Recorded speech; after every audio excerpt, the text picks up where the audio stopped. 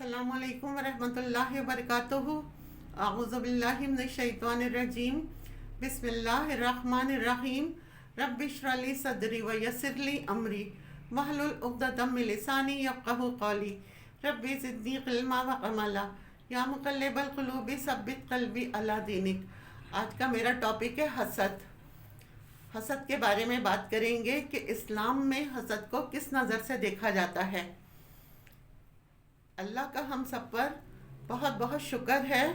हमें उसका शुक्र अदा करना चाहिए जिसने हमें इंसान बनाया। मज़ीद डिस्कस करने से पहले इस वीडियो को लाइक करें, शहनाज मकसूद चैनल को सब्सक्राइब करें और बेल आइकन को ज़रूर क्लिक करें। अक्ल शऊर दिया, ज़िंदगी गुजारने का बेहतरीन सलीका अता किया, खूबसूरत दीन इस्लाम से नवाजा, जो ना सिर्फ हमें ज़ाहिरी ज़िंदगी में ही हमारी रहनुमाई करता है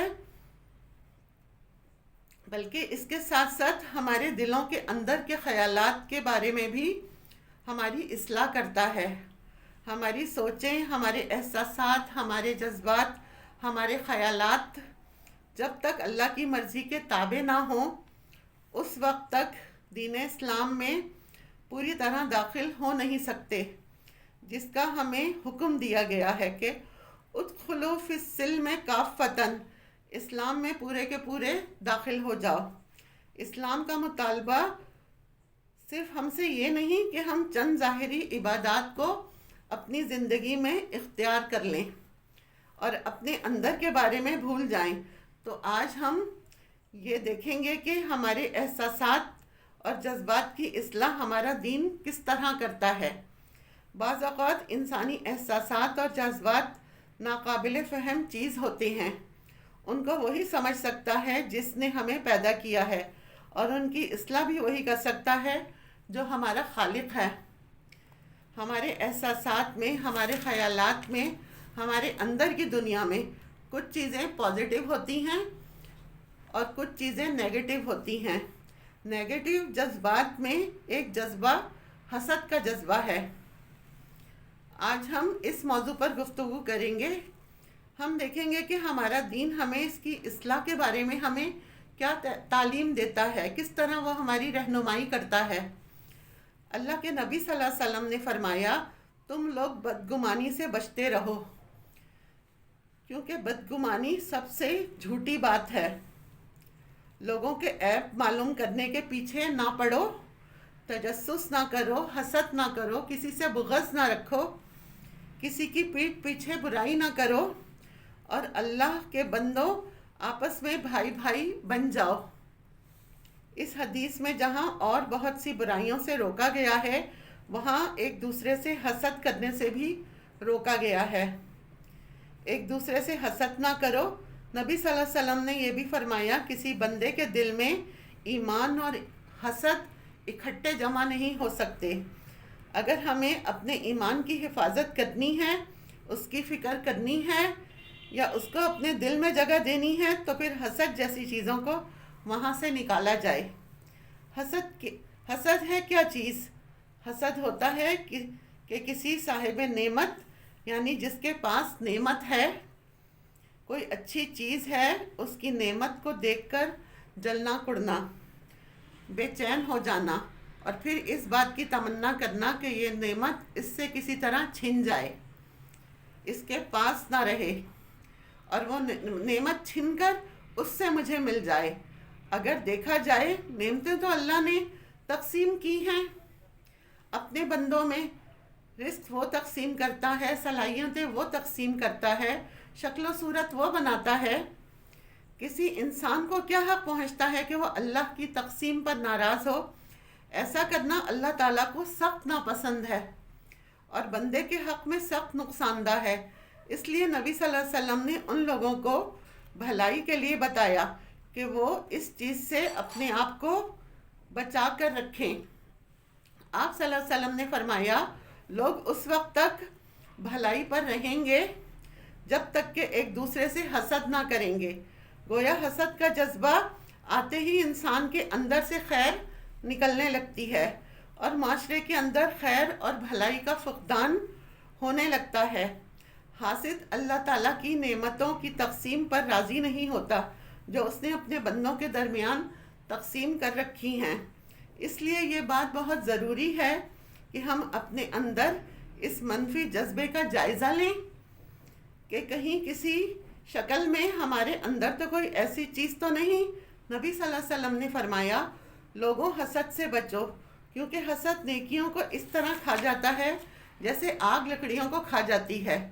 یعنی ہمارے لیے یہ چیز سخت نقصان دہ ہے کہ یہ انسان کی بھی نیکیوں کی سخت دشمن ہے۔ اب یہ دیکھیے، نیکی کرنا ایک مشکل کام ہوتا ہے۔ بعض نیکی کے کام ایسے ہوتے ہیں جو ہم بہت مشکل سے کرتے ہیں، بہت محنت سے کرتے ہیں، لیکن نیکی کرنے کے بعد ساتھ حسد بھی کر رہے ہیں تو اپنے دشمن ہم خود بن جاتے ہیں۔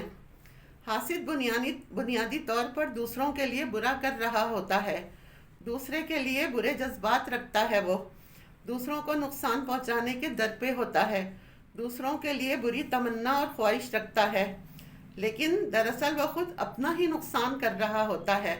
اللہ کے نبی صلی اللہ علیہ وسلم نے اپنی امت کو خبردار کیا تھا کہ کہیں ایسا نہ ہو تمہارے اندر بھی یہ خرابیاں آنے لگیں۔ آپ صلی اللہ علیہ وسلم نے فرمایا، تمہاری طرف پچھلی قوموں کی برائیاں، حسد اور بغض سرات کر جائیں گی جو مونڈ ڈالیں گی۔ میں یہ نہیں کہتا کہ یہ بالوں کو مونڈ دینے والی ہیں، بلکہ یہ دین کو مونڈ دینے والی ہیں۔ یعنی انسان کے اندر پایا جانے والا حسد اور بغض انسانی کے دین کا صفایہ کر دیتا ہے۔ ایک حدیث سے پتہ چلتا ہے کہ وہ نیکیوں کا صفایہ کرتا ہے، دوسری جگہ فرمایا کہ وہ دین کا ہی صفایہ کر دیتا ہے۔ تو گویا یہ ایک ایسی مہلک چیز ہے، ایسی ہلاکت آمیز چیز ہے کہ جس کی موجودگی میں دین کا تصور نہیں، ایمان کا تصور نہیں، نیکی باقی نہیں۔ آپ صلی اللہ علیہ وسلم نے فرمایا، دو بھوکے بھیڑیے بکریوں کے ریوڑ کو اتنا نقصان نہیں دیتے جتنا مال کی حرص اور حسد مسلمانوں کے دین کو برباد کرتا ہے۔ گویا مال کی حرص اور حسد یہ انسان کے دین کو اس سے زیادہ نقصان دیتا ہے، جس طرح بھوکا بھیڑیا بکریوں کے ریوڑ میں گھس کر بکریوں کی ہلاکت کا سبب بنتا ہے۔ آپ صلی اللہ علیہ وسلم نے یہ بھی فرمایا کہ حسد کرنے والا، چغلی کرنے والا، کہاوت کرنے والا مجھ سے نہیں ہے اور نہ میں اس سے ہوں۔ یعنی آپ ایسے شخص سے بری الذمہ ہوتے ہیں اور اس سے ان انسانوں کے اعمال قبول نہیں ہوتے جو اپنے دلوں میں حسد رکھتے ہیں۔ نبی صلی اللہ علیہ وسلم نے فرمایا، ہر پیر اور جمعرات کو ان کے اعمال اللہ تعالیٰ کے سامنے پیش کیے جاتے ہیں۔ اللہ تعالیٰ اس دن مشرکین کے علاوہ ہر ایک کی مغفرت فرماتے ہیں اور ان دو آدمیوں کا معاملہ چھوڑ دیا جاتا ہے جن کے درمیان باہمی کینہ کپٹ ہو یا پھر حسد کے جذبات ہوں، ان کی مغفرت نہیں ہوتی۔ فرشتوں کو اللہ تعالیٰ فرماتے ہیں کہ ان دونوں کا ابھی چھوڑے رکھو یہاں تک کہ یہ باہم میل ملاپ کر لیں، یعنی باہم تعلقات کی اصلاح فرما لیں۔ اب یہ سوال یہ پیدا ہوتا ہے کہ جو چیز اس قدر نقصان دہ ہے، یعنی دینی اعتبار سے بھی اور دنیاوی اعتبار سے بھی یہ نقصان دہ ہے، حسد کرنے والا سب سے پہلے اپنے آپ کو نقصان دیتا ہے، جلتا کٹتا رہتا ہے، اپنے آپ کو تکلیف پہنچاتا ہے، غم کا شکار ہو جاتا ہے، غصے کا شکار ہو جاتا ہے، پھر دوسرے انسانوں کے ساتھ صحیح طور پر معاملہ نہیں کر پاتا، پھر جواباً اس سے بھی اس کو کوئی خیر نہیں ملتی۔ یعنی آپ بد اخلاق ہیں تو یہ کیسے ہو سکتا ہے کہ دوسرے آپ کے ساتھ خوش اخلاقی سے پیش آئیں اور آپ کو برداشت کریں؟ اس سے مزید کئی برائیاں جنم لیتی ہیں جس سے انسان حسد کرتا ہے، بعض اوقات اس کی غیبت کرنا بھی شروع کر دیتا ہے، اسے ستانے کی، نقصان پہنچانے کی کوشش بھی کرتا ہے۔ مثلاً ہم دیکھتے ہیں ابلیس نے حضرت آدم علیہ السلام سے حسد کیا، اللہ تعالیٰ کے حکم سے انکار کر دیا، اس طرح وہ اللہ تعالیٰ کی نظروں میں ملعون اور مظلوم قرار پایا۔ پھر آدم علیہ السلام کے دو بیٹے حابیل اور قابیل کو حابیل سے حسد ہوا کہ اس کی قربانی کیوں قبول ہو گئی ہے، اس کی اپنی کیوں نہیں ہوئی، اس بنا پر اس نے اپنے بھائی کو قتل کر دیا۔ اسی طرح دنیا میں سب سے پہلا جرم یعنی قتل انسانی کی صورت میں وجود میں آیا، گویا حسد قتل کا سبب بنا۔ پھر اسی طرح حضرت یوسف علیہ السلام کے بھائی کو ان سے حسد ہوا، تو کس طرح وہ قطع رحمی کا شکار ہوئے، کس طرح انہوں نے اپنے بھائی کو نقصان دیا۔ اسی طرح تمام عام انسان بھی جن لوگوں سے حسد کرتے ہیں ان کے ساتھ کبھی اچھا سلوک نہیں کر پاتے، پھر رشتوں کی بے حرمتی ہونے لگتی ہے، دوسروں کو انسان حق سے محروم کر دیتا ہے۔ اسی طرح ہم یہ بھی دیکھتے ہیں کہ بنی اسرائیل رسول اللہ صلی اللہ علیہ وسلم پر ایمان حسد ہی کی وجہ سے نہیں لائے۔ جس طرح قرآن پاک میں ذکر آتا ہے تو گویا حسد انسان کو بعض اوقات بڑے بڑے قصور، بڑے بڑے جرائم میں پھانس دیتا ہے، جس سے بعض مرتبہ نکلنا مشکل ہو جاتا ہے، اور پھر توبہ کی بھی توفیق نہیں ملتی، کیونکہ انسان کی ساری صلاحیتیں ماری جانے لگتی ہیں، انسان کی سوچ سمجھ مغلوب ہو کر رہ جاتی ہے۔ اس لیے بے حد ضروری ہے کہ انسان ناپاک منفی جذبے سے اپنے آپ کو نکالے، اپنی اصلاح کرے۔ تو سوال یہ پیدا ہوتا ہے کہ انسان اصلاح کیسے کرے، انسان اپنے آپ کو حسد سے کیسے بچائے۔ سب سے پہلے تو اسے یہ علم ہونا چاہیے کہ یہ چیز اس کے لیے کتنی نقصان دہ ہے، اس کے دین کے لیے، اس کی دنیا کے لیے، اس کی آخرت کے لیے۔ اور اگر اس کو اس بات کا احساس ہو جائے کہ یہ چیز نقصان دہ ہے تو انشاءاللہ پھر وہ اس نقصان سے نکلنے کے لیے شعوری کوشش بھی کرے گا۔ اس شعوری کوشش میں سب سے پہلے تو دعا مانگنی چاہیے۔ دعا تو انسان کوئی بھی مانگ سکتا ہے، لیکن اگر قرآنی دعا مانگی جائے تو انشاءاللہ فائدہ ہوگا۔ ربنا اغفر لنا ولإخواننا الذین سبقونا بالایمان ولا تجعل فی قلوبنا غلا للذین آمنوا ربنا انک رؤوف الرحیم۔ اے ہمارے رب، ہمیں اور ہمارے ان سب بھائیوں کو بخش دے جو ہم سے پہلے ایمان لائے، اور ہمارے دلوں میں اہل ایمان کے لیے کوئی بغض نہ رکھ۔ اے ہمارے رب، تو بڑا مہربان اور رحیم ہے۔ پھر اسی طرح انسان حسد کے جذبے کو رشک میں بدل دے، کیونکہ رشک جائز ہے۔ وہ کیسے؟ جس شخص کی نعمت پر آپ کڑ رہے ہیں اس کے لیے یہ تمنا کرنے کے بجائے کہ یہ نعمت اس سے چلی جائے، اس تمنا کو چھوڑ کر اب کیا کریں؟ یا اللہ یہ نعمت مجھے بھی عطا کر، جیسا کہ قرآن پاک میں ہے کہ اللہ سے اس کا فضل مانگو، یعنی اللہ کی ذات پاک ہر طرح کی قدرت رکھتی ہے، ہر کام اللہ سبحانہ و تعالیٰ کے ہاتھ اور اختیار میں ہے، اس کے خزانے وسیع ہیں۔ اگر وہ کسی اور کو نعمت دے سکتا ہے تو وہ آپ کو بھی دے سکتا ہے۔ اس لیے مایوس ہونے کے بجائے، ایک دوسرے کی نعمت کو چھیننے کی دعا کرنے کے بجائے، حسد میں مبتلا ہونے کے بجائے انسان اپنے لیے خیر اور بھلائی اور عافیت کی دعا کرنے لگے، اور خصوصاً یہ دعا کثرت سے مانگے، اللہم انی اسألک من فضل العظیم، اللہ میں تیرے بڑے فضل کا سوال کرتا ہوں۔ پھر اسی طرح اس انعام اور اکرام کو یاد رکھے جو حسد ترک کرنے والوں کے لیے ہے۔ اللہ کے نبی صلی اللہ علیہ وسلم ایک مرتبہ اپنی مجلس میں صحابہ کرام کے ساتھ تشریف فرما تھے۔ ایک شخص دور سے آتا دکھائی دیا، آپ نے فرمایا کیا تو میں دکھاؤں کہ یہ وہ شخص جو اہل جنت میں سے ہے جو سامنے سے آ رہا ہے۔ دوسرے دن پھر آپ نے اس شخص کو دیکھ کر یہی فرمایا، پھر تیسرے دن بھی آپ نے اس شخص کو دیکھ کر یہی فرمایا۔